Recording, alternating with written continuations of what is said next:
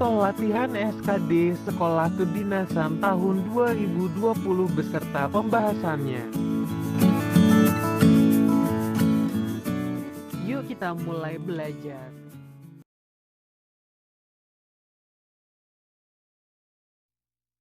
Oke teman-teman, kita langsung saja ke soal yang pertama. Nomor 1, Republik Demokrasi Timor Leste atau RDTL saat ini belum dikategorikan sebagai anggota ASEAN sepenuhnya. RDTL masih diberikan status titik-titik: A. Spektator, B. Observer, C. Bystander, D. Watcher, atau E. Witness. Ya, jawabannya adalah yang B, Observer. Kita lihat pembahasannya. Republik Demokrasi Timor Leste atau RDTL saat ini belum dikategorikan sebagai anggota ASEAN sepenuhnya. RDTL masih diberikan status Observer. RDTL harus mengajukan aplikasi resmi untuk menjadi anggota ASEAN. Untuk kemudian aplikasi tersebut dibahas oleh negara-negara anggota ASEAN. Perkembangan terakhir, negara-negara ASEAN memberikan dukungannya agar RDTL bergabung sebagai anggota ASEAN. Jadi jawaban yang tepat untuk nomor 1 adalah yang B. Oke, kita lanjut soal nomor 2. Sekretariat ASEAN berada di titik-titik: A. Jakarta, B. Singapura, C. Kuala Lumpur, D. Bangkok, atau E. Manila. Ya, kita lihat pembahasannya. Jawabannya adalah A. Jakarta. Kita lihat pembahasannya. Pada KTT ASEAN di Bali tahun 1976 yang telah ditandatangani oleh para menteri luar negeri dengan disaksikan oleh kepala pemerintahan, yang kemudian dokumen perjanjian tersebut dikenal dengan nama Agreement on the Establishment of the ASEAN Secretariat, yang antara lain menyatakan bahwa tempat kedudukan Sekretariat ASEAN di Jakarta, ibu kota negara Republik Indonesia. Jadi jawaban yang tepat untuk nomor 2 adalah yang A. Oke, kita lanjut soal nomor 3. Tokoh-tokoh yang memegang peran kunci proses pendirian gerakan non-blok sejak awal adalah sebagai berikut, kecuali A. Presiden Mesir Gamal Abdel Nasser, B. Presiden Ghana Kwame Nkrumah, C. Perdana Menteri India Jawaharlal Nehru, D. Presiden Indonesia Soekarno, atau E. Presiden Yugoslavia Slobodan Milosevic. Ya, jawaban yang tepat adalah yang E, Presiden Yugoslavia Slobodan Milosevic. Kita lihat pembahasannya. KAA menyepakati Dasar Sila Bandung yang dirumuskan sebagai prinsip-prinsip dasar bagi penyelenggaraan hubungan dan kerjasama antara bangsa-bangsa. Sejak saat itu, proses pendirian GNB semakin mendekati kenyataan.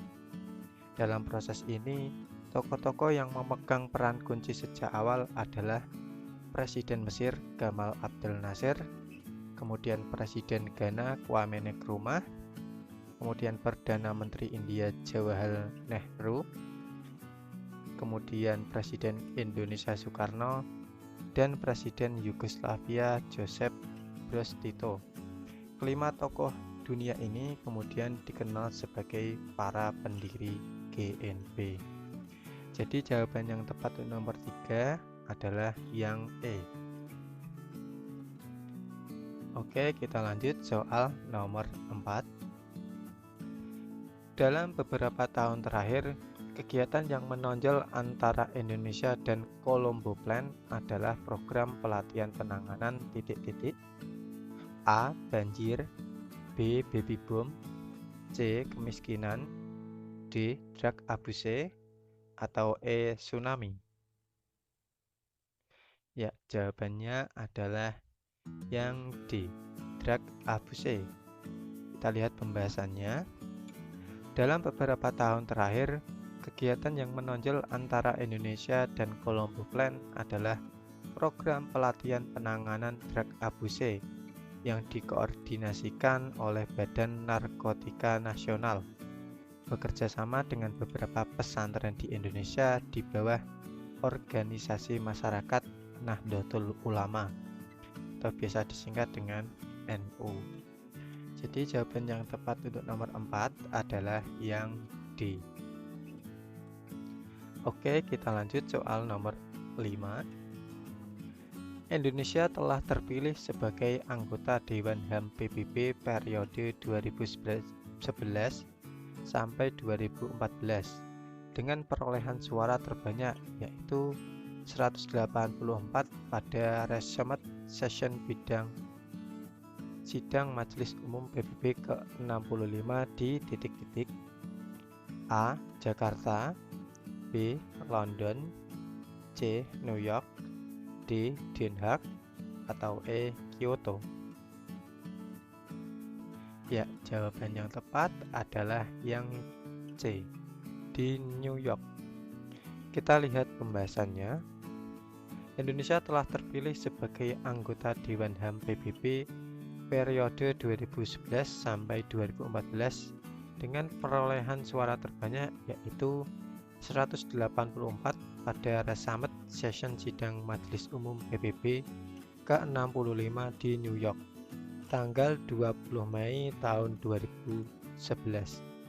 Sidang pemilihan dipimpin oleh Presiden Majelis Umum PBB dan 188 negara anggota memberikan suaranya. Selain Indonesia, terdapat 14 negara lain yang terpilih sebagai anggota HAM untuk periode 2011 sampai 2014, yaitu Filipina, India, Kuwait, Republik Ceko, Rumania, Chili, Costa Rica, Peru, Italia, Austria, Burkina Faso, Botswana, Kongo, dan Benin. Jadi jawaban yang tepat untuk nomor 5 adalah yang C. Oke, kita lanjut soal nomor 6. Pancasila termaktub dalam pembukaan Undang-Undang Dasar 1945 pada alinea titik-titik: A. Pertama, B. Kedua, C. Ketiga, D. Keempat, atau E. Ketiga dan keempat? Ya, jawaban yang tepat adalah yang D, alinea keempat. Kita lihat pembahasannya. Perwujudan Pancasila sebagai ideologi nasional yang berarti menjadi cita-cita penyelenggaraan bernegara. Visi DIL yaitu cita-cita luhur sebagaimana termaktub dalam pembukaan Undang-Undang Dasar Negara Republik Indonesia tahun 1945, yaitu pada alinea keempat. Pancasila merupakan rangkaian kesatuan dan kebulatan yang tidak terpisahkan karena setiap sila dalam Pancasila mengandung 4 sila lainnya, dan kedudukan dari masing-masing sila tersebut tidak dapat ditukar tempatnya atau dipindah-pindahkan. Jadi jawaban yang tepat untuk nomor 6 adalah yang D. Oke teman-teman, kita lanjut soal nomor 7. Dalam sumber tata hukum di Indonesia, Pancasila dijadikan sebagai titik-titik: A. Hukum tertulis tertinggi di Indonesia, B. Setingkat dengan UUD 1945, C. Sumber dari segala sumber hukum, D. Setingkat dengan TAP MPR, atau E. Hukum tertinggi di Indonesia? Ya, jawabannya adalah yang C, sumber dari segala sumber hukum. Kita lihat pembahasannya.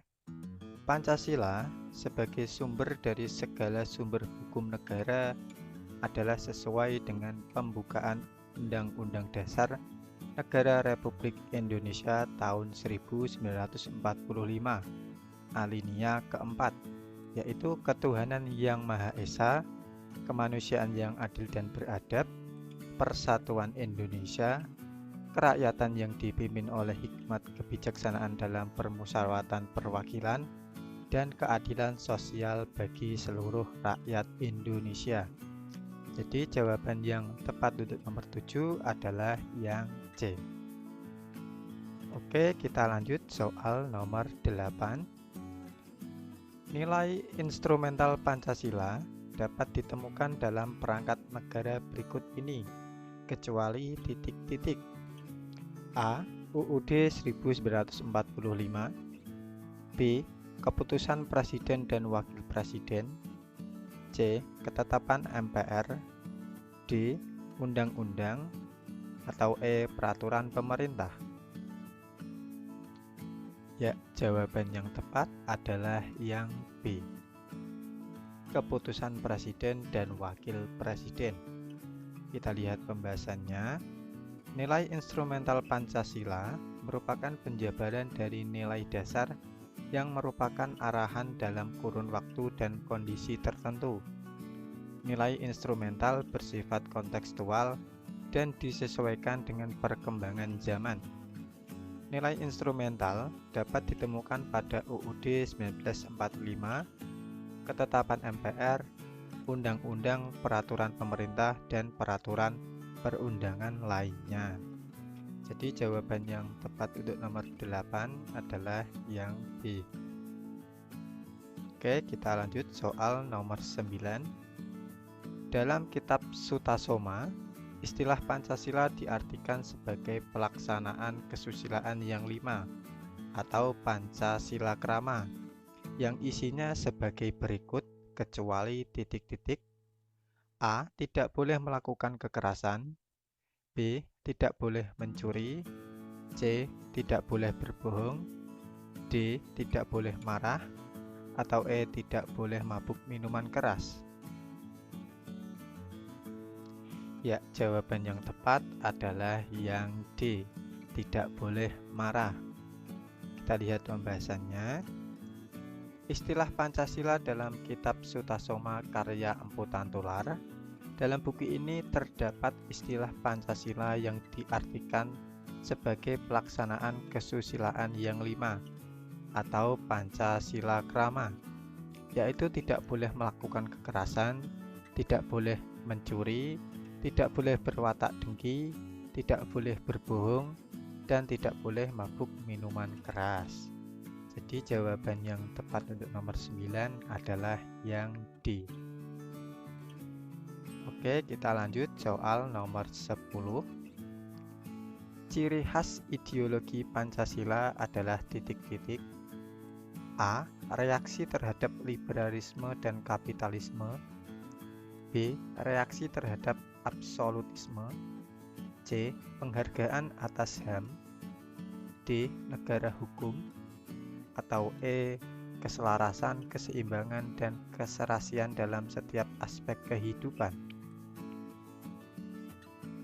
Ya, jawaban yang tepat adalah yang E. Kita lihat pembahasannya. Ideologi Pancasila merupakan tatanan nilai dasar budaya bangsa Indonesia. Ketahanan ideologi diartikan sebagai kondisi dinamika kehidupan bangsa Indonesia yang berisi kedaulatan, ketangguhan, keselarasan, keseimbangan, keserasian dalam setiap aspek kehidupan. Jadi jawaban yang tepat untuk nomor 10 adalah yang E.